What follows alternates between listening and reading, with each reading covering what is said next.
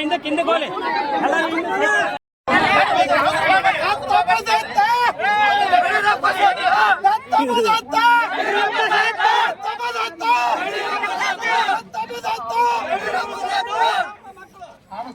Cycle ಇದು ಮಾಡ್ರಿ ಗೋಲ್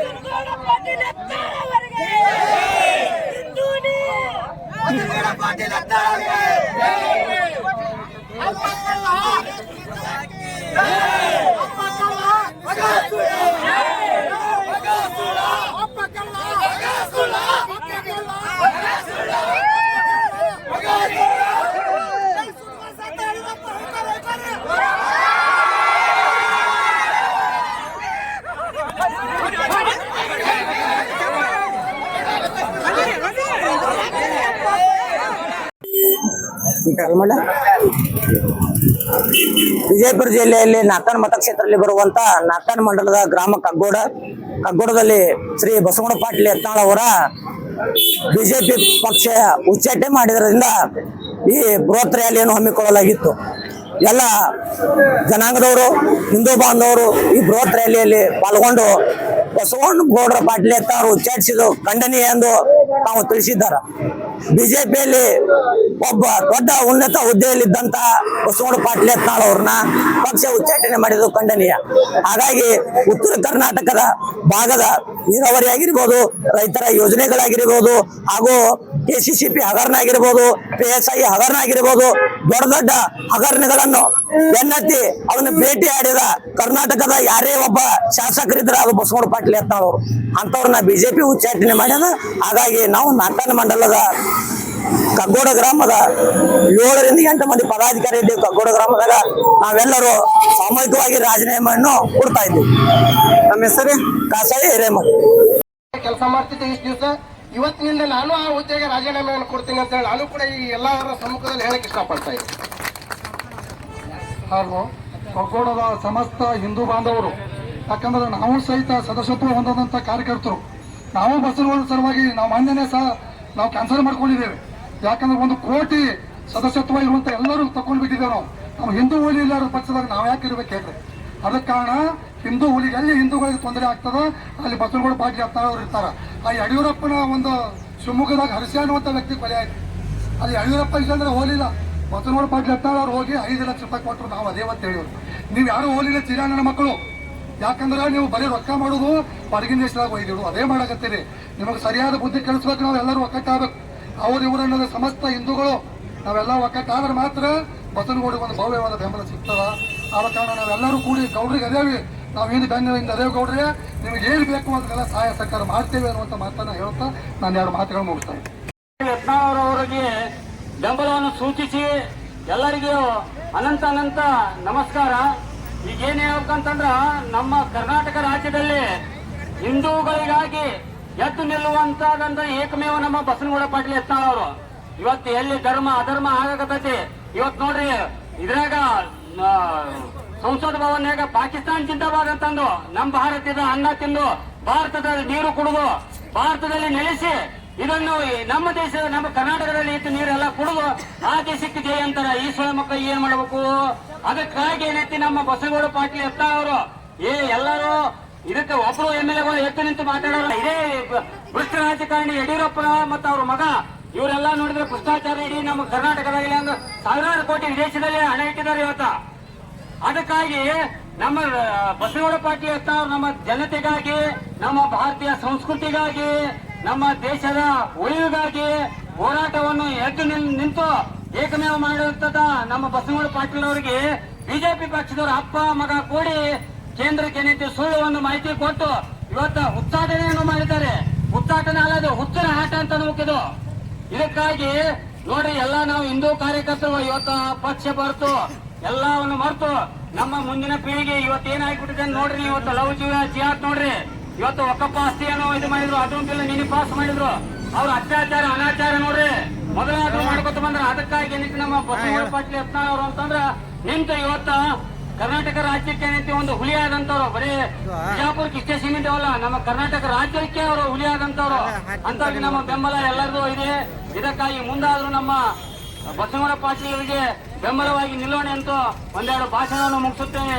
ಜೈ ಭಾರತೀಯ ಜನತಾ ಪಾರ್ಟಿಯ ಹಿರಿಯ ನಾಯಕರಾದಂತಹ ಸನ್ಮಾನ್ಯ ಶ್ರೀ ಬಸವನಗೌಡ ಪಾಟೀಲ್ ಯತ್ನಾಳ್ ಅವರನ್ನ ಉಚ್ಚಾಟಿಸಿದ ರೀತಿ ಹಾಗೂ ನೀತಿ ಮಾಡಿದಂಥ ಕೇಂದ್ರ ನಾಯಕರು ಹಾಗೂ ರಾಜ್ಯದ ಕುತಂತ್ರಿ ನಾಯಕರು ಇವರಿಗೆ ನನ್ನ ಹಾಗೂ ನನ್ನ ಊರಿನಿಂದ ಧಿಕ್ಕಾರವೇ. ಯಾಕೆಂದರೆ ಪ್ರಪ್ರಥಮದಲ್ಲಿ ಹೇಳಬೇಕಂದ್ರೆ ವಿಜಯಪುರ ಜಿಲ್ಲೆಯಲ್ಲಿ ಅಥವಾ ಕರ್ನಾಟಕದಲ್ಲಿ ಇತಿಹಾಸ ಬರೆದಂಥ ನಮ್ಮದ ಒಂದು ಕಗ್ಗೋಡ ಕ್ಷೇತ್ರ, ಕರ್ನಾಟಕದಲ್ಲಿ ಪ್ರಪ್ರಥಮ ಬಾರಿಗೆ ತಾಲೂಕಾ ಪಂಚಾಯತಿ ಭಾರತೀಯ ಜನತಾ ಪಾರ್ಟಿ ಆಚೆ ಬಂದಂಥ ಕ್ಷೇತ್ರ ಕಗ್ಗೋಡ ಹೈರಿ ಮತಕ್ಷೇತ್ರ. ಅದು 1992 ಇರಬಹುದು ಬಹುಶಃ. ಇಂಥ ಕ್ಷೇತ್ರದಲ್ಲಿ ಯಾವ ಎಡ್ಡಿನೂ ಇದ್ದಿಲ್ಲ, ಚಡ್ಡಿ ನನ್ನ ಮಗ ಈಯಾನೂ ಇದ್ದಿದ್ದಿಲ್ಲ. ಅಂಥ ಕ್ಷೇತ್ರ ನಮ್ಮ ವಿಜಯಪುರ ಜಿಲ್ಲೆ ಕಗ್ಗೋಡ ಗ್ರಾಮದಲ್ಲಿ ಅಂತ ಭಾರತೀಯ ಜನತಾ ಪಾರ್ಟಿ ಎತ್ತಿ ಕಟ್ಟಿ ಬೆಳೆಸಂತ ಒಂದು ಊರಿನ ನಮ್ಮ ಯತ್ನಾಳ್ ಪಾಟೀಲರಿಗೆ ತವರು ಮನೆ ಇದ್ದ ಹಾಗೆ ಕಗ್ಗೋಡ ಗ್ರಾಮ. ಅದಕ್ಕಾಗಿ ಸ್ವಕ್ಷೇತ್ರದಲ್ಲಿ ನಮ್ಮ ಕ್ಷೇತ್ರದಲ್ಲಿ ಅವರು ಒಂದು ತವರು ಮನೆಗೆ ಅಂತ ಹಿಂದೂಗಳಿಗೆ ಅಂತ ಒಂದು ಉಡುಗೊರೆಯನ್ನು ಕೊಟ್ಟಂತ ಗೋಶಾಲೆ ಇದೆ. ಅದಕ್ಕೆ ಅವರು ಮಾಡಿದ ಒಂದು ಕೀರ್ತಿಗೆ ನಮ್ಮ ಧನ್ಯವಾದಗಳು. ಹಾಗೂ ಕ್ಷೇತ್ರ ನಾಯಕರು ಅವರು ಮಾಡಿದಂಥ ಕೀರ್ತಿ, ಬಸವನಗೌಡ ಪಾಟೀಲ್ ಯತ್ನಾಳ್ ಅವರು ಮಾಡಿದಂಥ ಕೀರ್ತಿ ಕೇಂದ್ರ ನಾಯಕರು ನೆನಪು ಮಾಡಿಕೊಳ್ಳುವಂಥ ವಿಷಯ. ಯಾಕಂದ್ರೆ ಅಟಲ್ ಬಿಹಾರಿ ವಾಜಪೇಯಿ ಅವರ ಒಂದು ಸಂಸತ್ನಲ್ಲಿ ಅವರ ಒಂದು ಕಾಲಾವಧಿಯಲ್ಲಿ ಸಚಿವರಾಗಿ ಕೆಲಸ ಮಾಡಿದಂಥ ಅತಿ ಕಿರಿಯ ಸಂಸದರು ಹಾಗೂ ವಾಜಪೇಯಿ ಅವರೇ ಹೆಮ್ಮೆಯ ಮಗನೆಂದು ಅನಿಸ್ಕೊಂಡವರು. ಇಂಥ ನಾಯಕರನ್ನು ಕೇಂದ್ರ ನಾಯಕರು ಒಂದು ಯಾವ ಲುಚ್ಚ ನನ್ನ ಮಕ್ಕಳ ಮಾತು ಕೇಳಿ ಉಚ್ಚಾಟನೆ ಮಾಡಿದ್ದಕ್ಕೆ ಆ ಕೇಂದ್ರ ನಾಯಕರಿಗೂ ಧಿಕ್ಕಾರ. ಎಚ್ಚರವಿರಲಿ ಆ ಕೇಂದ್ರ ನಾಯಕರಿಗೆ, ಇನ್ನೊಮ್ಮೆ ಪರಿಶೀಲನೆ ಮಾಡಲಿ. ಅವರು ಬರುವುದೇ ಆದರೆ ನಮ್ಮ ನಾಯಕರು ಹೇಳಿದ ಹಾಗೆ ರಾಜ್ಯಾಧ್ಯಕ್ಷರು ಹುದ್ದೆ ಬರಬೇಕು, ಇಲ್ಲ ಆದರೆ ವಿರೋಧ ಪಕ್ಷ ನಾಯಕರಾಗಿ ಮುಂದುವರಿಯಾದರ ಪಕ್ಷಕ್ಕೆ ಬರಲಿ. ಇಲ್ಲವಾದರೆ ಬಿಜೆಪಿಗೆ ನಮ್ಮ ಕರ್ನಾಟಕದ ವತಿಯಿಂದ, ನಮ್ಮ ಕಗ್ಗೋಡ ಗ್ರಾಮದ ವತಿಯಿಂದ ವಿಜಯಪುರ ಜಿಲ್ಲೆ ಧಿಕ್ಕಾರವಿರಲಿ. ಮತ್ತು ಆದಷ್ಟು ಬೇಗನೆ ನಮ್ಮ ಗೌಡರು ಒಂದು ತೀರ್ಮಾನ ತೆಗೆದುಕೊಂಡು ಈ ಬಂದರೆ ಬಿಜೆಪಿಗೆ ಬರಲಿ, ಇಲ್ಲವಾದರೆ ಒಂದು ಹಿಂದೂ ಪಕ್ಷವನ್ನು ಕಟ್ಟಲಿ ಹಾಗೂ ನಮ್ಮೆಲ್ಲರ ಸಹಕಾರ ಬೆಂಬಲ ಇರುತ್ತದೆ ಅನ್ನೋದು ನನ್ನ ಅನಿಸಿಕೆಯನ್ನು ವ್ಯಕ್ತಪಡಿಸುತ್ತೇನೆ. ಓಂ ಶ್ರೀ ಗುರು ಬಸವಲಿಂಗಮ್ಮ. ನಾವು ಹೇಳಿ ಬಯಸುವುದ ನಂತರ ಇವತ್ತಿನ ವಿಷಯದಲ್ಲಿ ಬಸವನಗೌಡ ಪಾಟೀಲ್ ಯತ್ನಾಳ್ ಅವರನ್ನ 6 ವರ್ಷಗಳ ಕಾಲ ಉಚ್ಚಾಟನೆ ಮಾಡಿದ್ದಾರೆ. 6 ವರ್ಷಗಳ ಕಾಲ ಯಾಕೆ ಉಚ್ಚಾಟನೆ ಮಾಡಿದ್ದಾರೆ ಅಂದ್ರೆ, ವಿಜೇಂದ್ರ ಮತ್ತು ಯಡಿಯೂರಪ್ಪನವರು ಬಸವನಗೌಡ ಪಾಟೀಲ್ ಅವರು ರಾಜ್ಯಾಧ್ಯಕ್ಷರಾಗ್ತಾರ, ಇವರು ರಾಜ್ಯಾಧ್ಯಕ್ಷರಾದ್ರೆ ಅವ್ರಿಗೆ ತೊಂದರೆ ಆಗ್ತದ ಅನ್ನೋ ಒಂದು ರಾಜಕೀಯ ಷಡ್ಯಂತರದಿಂದ ಈ ತರ ಮಾಡಿದ್ದಾರೆ. ಇದು ಬಸವನಗೌಡ ಪಾಟೀಲ್ ಯತ್ನಾಳ್ ಅವರನ್ನ ಅಷ್ಟೇ ಉಚ್ಚಾಟನೆ ಮಾಡಿಲ್ಲ, ಹಿಂದೂ ಸಮಾಜದ ಪರವಾಗಿ ಹೋರಾಟ ಮಾಡುವಂತ ಬೃಹತ್ ನಾಯಕರನ್ನ ಉಚ್ಚಾಟನೆ ಮಾಡಿದ್ದಾರೆ. ಅದಕ್ಕಾಗಿ ನಾವು ಇವತ್ತು ಕಗ್ಗೋಡ ಗ್ರಾಮದಿಂದ ಈ ರ್ಯಾಲಿಯನ್ನು ಬೃಹತ್ತಾದ ಒಂದು ರ್ಯಾಲಿಯನ್ನು ಏರ್ಪಾಡು ಮಾಡಿದ್ದೇವೆ. ಇದು ವಿಜೇಂದ್ರ ಮತ್ತು ಯಡಿಯೂರಪ್ಪನವ್ರಿಗೆ ಮುಟ್ಟುವವರೆಗೂ ನಾವು ಇದನ್ನ ಮುಂದುವರಿಸ್ತೀವಿ. ಇನ್ನೊಂದೇನಪ್ಪಾ ಅಂದ್ರೆ, ಬಸವನಗೌಡ ಪಾಟೀಲ್ ಅವರು ನಿನ್ನೆ ತಾನೇ ಒಂದು ಟಿವಿಯಲ್ಲಿ ಒಂದು ಸಂದರ್ಶನ ಕೊಟ್ಟಿದ್ದಾರೆ. ಎಂ ಬಿ ಪಾಟೀಲ್ ಸಾಹೇಬರು ಬೃಹತ್ ನೀರಾವರಿ ಮಾಡಿದ್ದಕ್ಕಾಗಿ ಈ ಭಾಗದ ಜನತೆಗೆ ಬಹಳ ಒಳ್ಳೆಯದಾಗಿದೆ ಒಂದು ಸಂದರ್ಶನವನ್ನು ಕೊಟ್ಟಿದ್ದಾರೆ. ಅವರಲ್ಲಿ ಯಾವುದೇ ಪಕ್ಷಾತೀತವಲ್ಲ, ಜನರಿಗೆ ಒಳ್ಳೆಯದಾಗುವುದನ್ನ ಒಂದು ಭಾವನೆಯನ್ನ ಅವ್ರು ಬಯಸ್ತಾರೆ. ಅದಕ್ಕಾಗಿ ಇವರು ಹೊಂದಾಣಿಕೆ ರಾಜಕಾರಣಿ ಅದು ಇದು ಮಾತಾಡ್ತಾರೆ. ತಾವೇ ಹೊಂದಾಣಿಕೆ ರಾಜಕಾರಣಿ ಮಾಡಿಕೊಂಡು ಮ್ಯಾಗ ಕೇಂದ್ರದ ನಾಯಕರಿಗೆ ತಾವೇನ್ ದುಡ್ಡು ಕೊಟ್ಟು ಏನೋ ಮಾಡಿ ಬಸವನಗೌಡ ಪಾಟೀಲ್ ಅವರನ್ನ ಇದೊಂದು ದೊಡ್ಡ ಸ್ಥಾನವನ್ನು ತಪ್ಪಿಸಿದ್ದಾರೆ. ಇದನ್ನ ಬಿಜೆಪಿ ಹೈಕಮಾಂಡ್ ಅವರು ಇದನ್ನ ಪರಿಶೀಲನೆ ಮಾಡಿ ಬಸವನಗೌಡ ಪಾಟೀಲ್ ಅವರಿಗೆ ರಾಜ್ಯಾಧ್ಯಕ್ಷ ಕೊಡಬೇಕಂತೇಳಿ ನಮ್ದು ಹೋರಾಟ. ನಮ್ಮ ಹೆಸರು ಶಾಂತು ಇಂಡಿ ಕಗ್ಗೋಡ. ಈ ಎಲ್ಲ ಕಗ್ಗೋಡ ಗ್ರಾಮದ ಹಿಂದೂ ಬಾಂಧವರು ಈ ಕಾರ್ಯಕ್ರಮದಲ್ಲಿ ಪಾಲ್ಗೊಂಡಿರಿ. ಅವರಿಗೆ ಕಗ್ಗೋಡ ಗ್ರಾಮದಿಂದ ಹಾಗೂ ಹಿಂದೂ ಸಮಾಜದಿಂದ ಹಾಗೂ ನಮ್ಮ ಮೆಚ್ಚಿನ ನಾಯಕರಾದ ಬಸವಗೌಡ ಪಾಟೀಲ್ ಯತ್ನಾಳ್ ಅವರಿಂದ ಅವರಿಗೆ ಕೋಟಿ ಕೋಟಿ ನಮನಗಳನ್ನು ಮೊದಲಿಗೆ ತಿಳಿಸಲಕ್ಕ ಇಷ್ಟಪಡ್ತೀನಿ. ಈ ವಿಜಯಪುರ ಜಿಲ್ಲೆಯಲ್ಲಿ ನಾಗ್ನಾಳ್ ಮತಕ್ಷೇತ್ರದಲ್ಲಿ ಬರುವಂತ ಗ್ರಾಮ, ಅದು ನಾಗ್ನಾಳ್ ಮಂಡಲದಲ್ಲಿ ಬರುವಂತದ್ದು. ನನ್ನ ಹುದ್ದೆಯಲ್ಲಿ ನಾಗ್ನಾಳ್ ಮಂಡಲದ ಯುವ ಮೋರ್ಚಾ ಉಪಾಧ್ಯಕ್ಷರಾಗಿ ನನ್ನ ಬಿಜೆಪಿ ನೇಮಿಸಿತ್ತು. ಅದನ್ನು ನಿಮ್ಮೆಲ್ಲ ಸಮ್ಮುಖದಲ್ಲಿ ನಾನಿವತ್ತು ನನ್ನ ಯುವ ಮೋರ್ಚಾ ಉಪಾಧ್ಯಕ್ಷಕ್ಕೆ ನಾನು ರಾಜೀನಾಮೆಯನ್ನು ಒಪ್ಪಿಸ್ತೀನಿ ಅಂತ ನಿಮ್ಮೆಲ್ಲ ಮುಖಾಂತರ ಕೇಳ್ತಾ ಇದ್ದೇನೆ.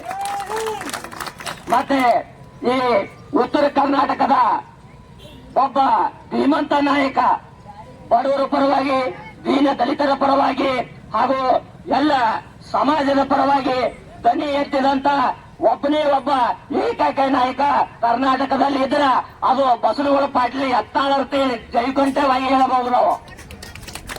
ಅದೇ ರೀತಿ ಈ ಯಾವುದೇ ಸಮಾಜದ ಪರವಾಗಿ ದನಿ ಎತ್ತಿದಂತವ್ರು ಯಾರಿದ್ರ ಬಸವಗೌಡ ಪಾಟೀಲ್ ಯತ್ನಾಳ್ ಅವರು. ಮೊನ್ನೆ ವಕಫ್ ಹೋರಾಟವನ್ನು ದೇಶದಲ್ಲಿ ಮೊಟ್ಟ ಮೊದಲ ದೇಶದಲ್ಲಿ ಹೋರಾಟ ಮಾಡಿದಂತ ವ್ಯಕ್ತಿ ಯಾರಾದ್ರೂ ಇದ್ರ ಅದು ಬಸವಗೌಡ ಪಾಟೀಲ್ ಯತ್ನಾಳ್ ಅವರು. ಆ ಹೋರಾಟಕ್ಕ ನಿನ್ನೆ ದೆಹಲಿಯಲ್ಲಿ ನಮೂದನೆ ಮಾಡಿದಾರ. ಅದನ್ನು ಕಿತ್ತಿ ಮೆಸಿಬೇಕಂತೇಳಿ ಅದಕ್ಕ ಸಹಿಯನ್ನು ಕೊಟ್ಟು ಬಿಟ್ಟಿದಾರ. ಅದು ಬಸವಗೌಡರಿಗೆ ಮೊದಲ ತಂದು ಕೊಟ್ಟ ಹೆಜ್ಜೆ ಎಂದು ನಾನು ಹೇಳಕ್ಕೆ ಇಚ್ಛೆ ಪಡ್ತೇನೆ. ಆದ ಕಾರಣ ನಾವೆಲ್ಲರೂ ಹಿಂದೂಗಳು, ಭಾರತದಲ್ಲಿ ಹಿಂದೂ ಆಗಿ ನಾವು ಅದೇವಿ. ನಮ್ಮ ರಕ್ಷಣೆ ಉಳಿಬೇಕಂದ್ರ ನಾವೆಲ್ಲರೂ ಒಗ್ಗಟ್ಟಾಗಿ ಇದೇ ತರ ಕಾರ್ಯಕ್ರಮ ಮತ್ತು ಹಿಂದೂ ಧರ್ಮವನ್ನು ಉಳಿಸಿಕೊಂಡು ಹೋದ್ರೆ ಭಾರತ ಉಳಿಯಕ್ಕೆ ಸಾಧ್ಯ ಅಂತ ನಾನು ನಿಮ್ಮ ಮುಂದೆ ವ್ಯಕ್ತಪಡಿಸ್ತೀನಿ. ಆದ ಕಾರಣ ಈ ಕಾರ್ಯಕ್ರಮಕ್ಕೆ ಎಲ್ಲರೂ ಬಂದು ಶೋಭೆಯನ್ನು ತಂದು ಕೊಟ್ಟಿದ್ದಕ್ಕಾಗಿ ಮತ್ತೊಮ್ಮೆ ನನ್ನ ಪರವಾಗಿ ಹಾಗೂ ಕಗ್ಗೋಡದ ಗ್ರಾಮದ ಪರವಾಗಿ ನಾನು ತುಂಬ ಹೃದಯದ ಧನ್ಯವಾದವನ್ನು ಸಲ್ಲಿಸುತ್ತೇನೆ. ಕಗ್ಗೋಡ ಗ್ರಾಮದಲ್ಲಿ ಎಂದು ನೆಲೆಸಿರ್ತಕ್ಕಂಥ ಎಲ್ಲ ಒಂದು ಗುರು ಹಿರಿಯರಿಗೆ ಧನ್ಯವಾದಗಳನ್ನು ಅರ್ಪಿಸ್ತಾ, ಇವತ್ತಿನ ದಿನ ಈ ಒಂದು ಹೋರಾಟವನ್ನು ಏನು ಹಮ್ಮಿಕೊಂಡಿದ್ದೀವಿ ನಾವು, ಈ ಹೋರಾಟದಲ್ಲಿ ಯಾಕೆ ನಾವು ಹಮ್ಮಿಕೊಂಡಿದ್ದೇವೆ ಅಂತ ಇಡೀ ಒಂದು ಕರ್ನಾಟಕ ಜನತೆಗೆ ಗೊತ್ತಿದೆ. ಇವತ್ತಿನ ದಿನ ಬಿಜೆಪಿ ತನ್ನ ಒಂದು ಪಕ್ಷ ನಿಷ್ಠೆಯನ್ನ ಮತ್ತು ಸಿದ್ಧಾಂತವನ್ನ ಮರ್ತದ ಅಂತ ಹೇಳಿ ನಮಗೆ ಹೇಳಲಿಕ್ಕೆ ಇಷ್ಟಪಡ್ತೀನಿ. ಯಾಕಂತ ಕೇಳಿದ್ರೆ ಒಂದು ಹಿಂದುತ್ವಕ್ಕಾಗಿ ಮತ್ತು ಸಮಾಜಕ್ಕಾಗಿ ಇಡೀ ರಾಜ್ಯಕ್ಕಾಗಿ ಏನಾದ್ರೂ ತೊಂದರೆಗಳು ಏನಾದ್ರೂ ಆದ್ರೆ ಮೊದಲು ಎದ್ದು ನಿಲ್ಲುವಂತ ಒಬ್ಬನೇ ಒಬ್ಬ ಪ್ರಶ್ನಾತೀತ ನಾಯಕ ಯಾರಂತ ಕೇಳಿದ್ರೆ ಅದು ಏನಾದ್ರು ಇದ್ರೆ ನಮ್ಮ ಬಸವಗೌಡ ಪಾಟೀಲ್ ಯತ್ನಾಳ್ ಅವರು ಅಂತ ಹೇಳಕ್ ಇಷ್ಟಪಡ್ತೀನಿ.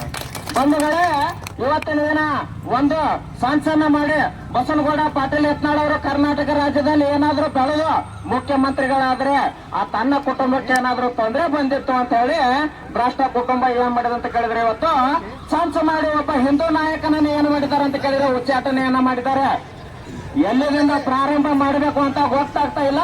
ಇವತ್ತು ನಾವು ಕಗ್ಗೋಡ ಗ್ರಾಮದಿಂದ ಪ್ರಾರಂಭ ಮಾಡ್ತೇವೆ. ಏನ್ ಹೇಳಿಕ್ಕೆ ಇಷ್ಟಪಡ್ತಾ ಇದ್ದೇವೆ ಅಂತ ಕೇಳಿದ್ರೆ, ಯಾವಾಗ ನೀವು ಬಸವಗೌಡ ಪಾಟೀಲ್ ಯತ್ನಾಳ್ ಅವರನ್ನ ನೀವು ಉಚ್ಚಾಟನೆ ಮಾಡಿ ನಿಮ್ಮ ಸಿದ್ಧಾಂತವನ್ನು ಏನಾದರೂ ಬಿಜೆಪಿ ಅವರು ಮರೆತ್ರೆ ನಾವು ಬಿಜೆಪಿಯನ್ನ ಮರಿಬೇಕಾಗ್ತದೆ. ನಿಮಗೆ ಸ್ಪಷ್ಟವಾದಂತಹ ಒಂದು ಎಚ್ಚರಿಕೆಯನ್ನ ಕೊಡ್ತಾ ಇದ್ದೇವೆ.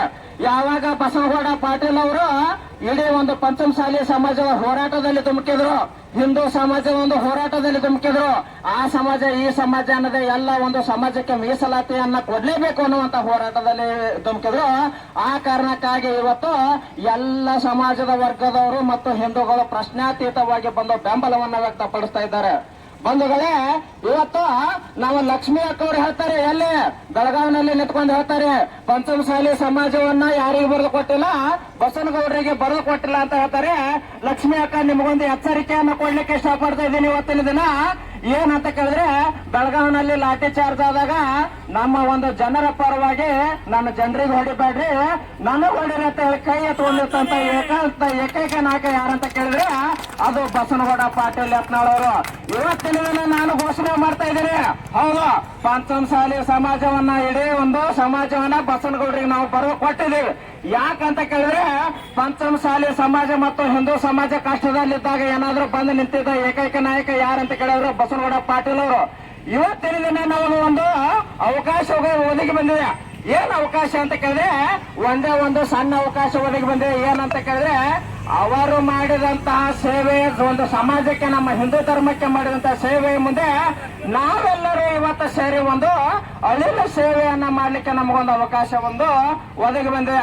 ಇಲ್ಲೊಬ್ಬ ಅವಧಾನ ಇಲ್ಲಿ ನಮ್ಮ ಜಿಲ್ಲಾದಾಗ ಜೋಕುಮಾರ ನಡಳ್ಳಿ ಅಂತ ಅವನ ಹೆಸರು. ನಡಳ್ಳಿ ಎಚ್ಚರಿಕೆಯನ್ನು ಕೊಡ್ತಾ ಇದೆ. ಏನಂತ ಕೇಳಿದ್ರೆ, ಹಿಂದಿನ ದಿನ ನಿನಗೆ ಕೋಲಾರದೊಳಗೆ ಏನ್ ಶಾಸ್ತಿ ಆಗ್ಯದ, ಬಿಜಾಪುರದಾಗ ನಿನಗೆ ಏನ್ ಶಾಸ್ತಿ ಆಗ್ಯದ ಅನ್ನೋದು ಒಂದನೇದು ನೆನಪಿಟ್ಟುವ. ಎರಡನೇದು ಬಸನಗೌಡರ ಬಗ್ಗೆ ಏನಾದ್ರು 4 ಗಾಡಿ ನಡುವೆ ನಿಂತ್ಕೊಂಡು ಮಾಧ್ಯಮದ ಒಂದು ಮಾತಾಡಬೇಡ. ನಾವು ಹಿಂದೂಲಿ ಹೆಂಗ ರಸ್ತಾ ಮ್ಯಾಗ ನಿಂತು ಮಾತಾಡ್ತಾವ ನೋಡು, ಅದು ಗಂಡಸ್ತಾನ. ನಿನಗೇನಾದ್ರೂ ದಮ್ ಇತ್ತಂದ್ರೆ ರಸ್ತಾಕ್ ಬಾ, ಬಂದು ಮಾತಾಡು, ಹೋರಾಟ ಮಾಡು. ನಮ್ಮ ಬಸನಗೌಡ ಪಾಟೀಲ್ ಯತ್ನಾಳ್ ಅವರ ಒಂದು ಬೆಂಬಲವನ್ನು ನನಗೆ ಕಸ್ಕೊಳ್ಳಿಕ್ಕೆ ಸಾಧ್ಯ ಇಲ್ಲ.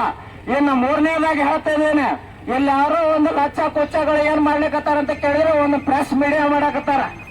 ಮೀಡಿಯಾದವ್ರನ್ನ ಕರೆಸೋದು, ಸ್ಟೇಟ್ಮೆಂಟ್ ಗಳನ್ನ ಕೊಡೋದು. ಅದರ ಜೊತೆಗೆ ಮಾನ್ಯ ಆದಂತ ಒಬ್ಬ ಜಿಲ್ಲಾಧ್ಯಕ್ಷ ಅವರಿಗೆ ಒಂದು ಎಚ್ಚರಿಕೆಯನ್ನು ಕೊಡ್ತಾ ಇದ್ದೇವೆ. ಮಾತಾಡ್ರಿ, ಅಧ್ಯಕ್ಷರಾಗಿರಿ, ಪಕ್ಷದೊಳಗೆ ಏರ್ರಿ. ಆದ್ರೆ ಒಬ್ಬ ಹಿರಿಯ ನಾಯಕರ ಬಗ್ಗೆ ಮಾತಾಡ್ಬೇಕಾದ್ರೆ ನೀವು ಅವರು ಒಬ್ಬ ಕೇಂದ್ರ ಸಚಿವರಾಗುವ ಸಂದರ್ಭದೊಳಗೆ ನೀವೇನ ಕಣ್ಣು ತೆಗೆದಿದ್ದಿಲ್ಲ. ಅಂತ ನಾಯಕರ ಬಗ್ಗೆ ನೀವೇನಾದ್ರೂ ಎಚ್ಚರಿಕೆ ಮಾತಾಡಿದ್ರೆ ನಿಮ್ಮ ಮನೆಗೆ ಮುತ್ತಿಗೆ ಹಾಕುವಂತ ಕೆಲಸ ಏನ್ ಮಾಡ್ತಂದ್ರೆ ಸಮಸ್ತ ಹಿಂದೂ ಸಮಾಜದಿಂದ ನಡೆಯಲಿಕ್ಕೆ ಕೊಡ್ತದ. ಅದಕ್ಕಾಗಿ ಇಡೀ ಒಂದು ಸಮಾಜ ಏನಾಗಿದೆ ಅಂತ ಕೇಳಿದ್ರೆ, ಇವತ್ತು ಕಗ್ಗೋಡ ಗ್ರಾಮದಿಂದ ಒಂದು ಘೋಷಣೆಯನ್ನ ಮಾಡ್ತೇವೆ, ಒಂದು ಸಂಕಲ್ಪವನ್ನ ಮಾಡ್ತೇವೆ. ಏನ್ ಮಾಡ್ತಾ ಇದ್ದೇವೆ ಅಂತ ಕೇಳಿದ್ರೆ, ಎಲ್ಲಿಯವರೆಗೆ ಬಸನಗೌಡ ಪಾಟೀಲ್ ಯತ್ನಾಳ್ ಅವರು ಬಿಜೆಪಿಯಿಂದ ಹೊರಗಿರ್ತಾರೆ ಅಲ್ಲಿಯವರೆಗೆ ನಮ್ಮ ಕಗ್ಗೋಡ ಗ್ರಾಮದಿಂದ ಬಿಜೆಪಿಯನ್ನ ಉಚ್ಚಾಟನೆಯನ್ನ ಮಾಡ್ತಾ ಇದ್ದೇವೆ. ಮತ್ತು ಅದರ ಜೊತೆಗೆ ಬಿಜೆಪಿ ಮುಕ್ತ ಕಗ್ಗೋಡ ಗ್ರಾಮ ಅಂತ ಹೇಳಿ ಏನ್ ಮಾಡ್ತಾ ಇದ್ದೇವೆ ಅಂತ ಕೇಳಿದ್ರೆ ಘೋಷಣೆಯನ್ನ ಮಾಡ್ತಾ ಇದ್ದೇವೆ ಬಂಧುಗಳೇ.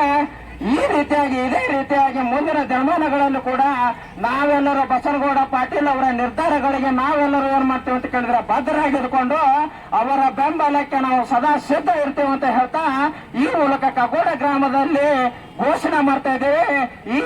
ಈ ಮೂಲಕ ಎಲ್ಲ ಈ ಒಂದು ಕಾರ್ಯಕ್ರಮದಲ್ಲಿ ಭಾಗವಹಿಸಿದಂತ ಗುರು ಹಿರಿಯರು ಮತ್ತು ಪ್ರಶ್ನಾತೀತವಾಗಿ ಭಾಗವಹಿಸಿದಂತ ಎಲ್ಲರಿಗೂ ಧನ್ಯವಾದಗಳನ್ನು ಅರ್ಪಿಸುತ್ತಾ ನನ್ನ ಮಾತುಗಳನ್ನು ಮುಗಿಸಿದ್ದೀನಿ.